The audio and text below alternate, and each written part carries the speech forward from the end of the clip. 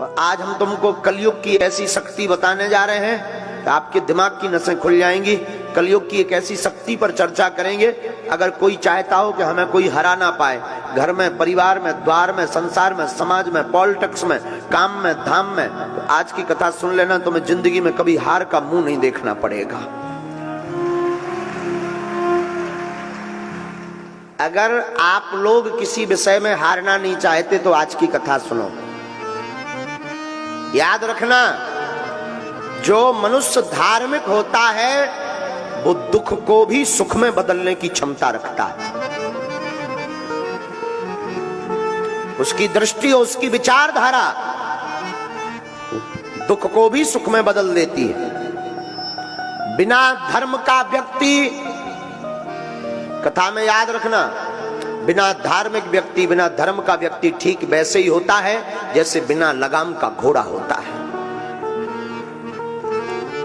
जिस प्रकार घोड़ा परम स्वतंत्र होता है, वैसे ही बिना धर्म का व्यक्ति भी बिना लगाम का होता है। और लगाम धर्म की जरूर होनी चाहिए।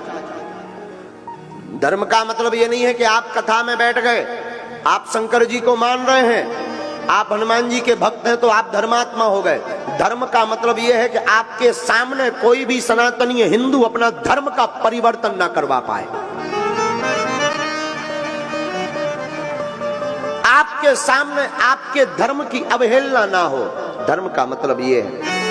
पर याद रखना, दो धर्मों का कभी झगड़ा नहीं हुआ है, कभी नहीं हुआ है। धर्म तो एक ही है, सनातन वैदिक धर्म, बाकी पंथ है। याद रखना मेरे पागलो, दो धर्म का कभी झगड़ा नहीं हुआ।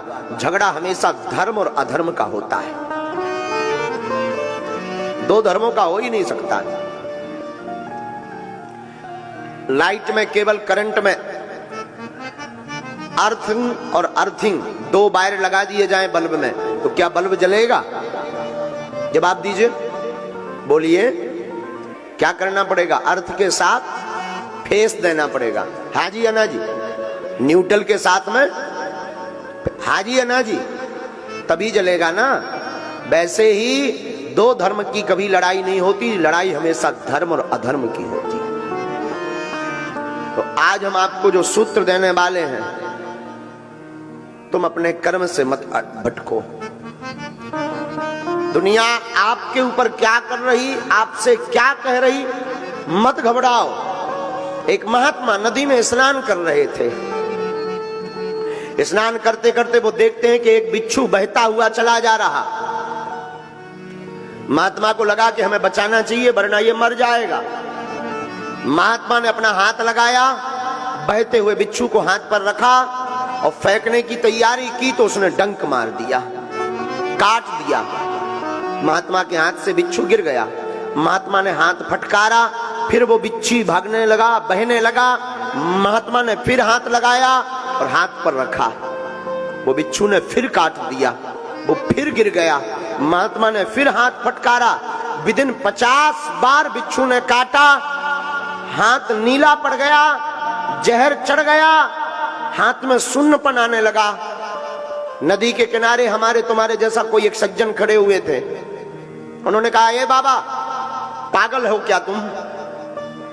तुम्हारी बुद्धि सठिया गई? वो काट रहा और तुम उसे ही बचाने का प्रयास कर रहे हैं, ऐसे को मरने दो। क्या जरूरत है उसको बचाने की? जो काट रहा हो, जिसके साथ तुम अच्छा कर रहे हैं, वो बुरा कर रहा है, तो क्या आवश्यकता है उसको बचाने की? क्या जरूरत है उसको हाथ पर रखने की? क्या आवश्यकता है? महात्मा ने मुस्कुराकर कहा कि श्रीमान, बात तो तुमने बहुत अच्छी बोली पर यह सोच बहुत छोटी है।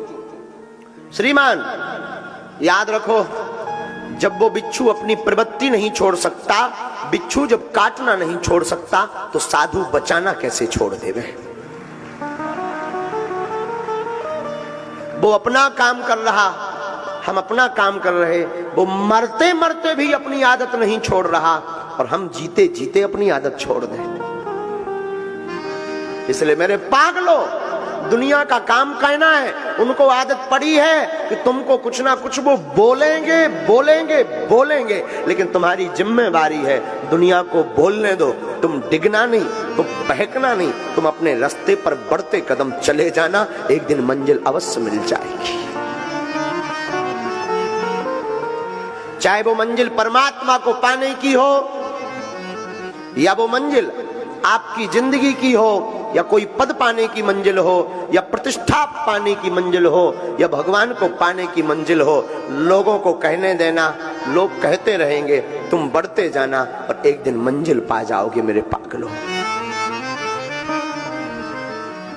आदत मत छोड़ना, लोगों के कहने पर तुम बहक मत जाना, लोगों को कहने पर तुम हट मत जाना। याद रखना, अहिंसा धर्म है। अहिंसा ना करो, बहुत अच्छा है, लेकिन धर्म पर कोई घात करे और चुप बैठो तो ये भी पाप है। धर्म पर कोई घात करे तब बोल देना चाहिए, ये भी धर्म है। वो सूत्र जिसके लिए तुम बैठे हो, उस सूत्र का नाम है एकता।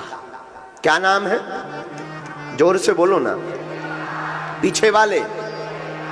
त्रेतायाम मंत्रम शक्तिश्च ज्ञान शक्ति कृते युगे, द्वापरे युद्ध शक्तिश्च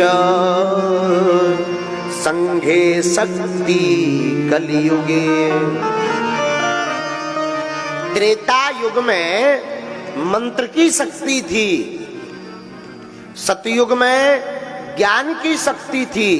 जो त्रेता में मंत्र जानता था वो बलवान था, सतयुग में जिसको ज्ञान था वह बलवान था। पर द्वापरे युद्ध शक्तिश्च, द्वापर युग में जो युद्ध जीतने की कला जानता था वह बलवान था। लेकिन कलयुग में ये तीनों नहीं है। कलयुग में संघे शक्ति कलयुगे, कलयुग में एकता ही शक्ति है, वही बलवान है। जिसकी एकता वो बलवान।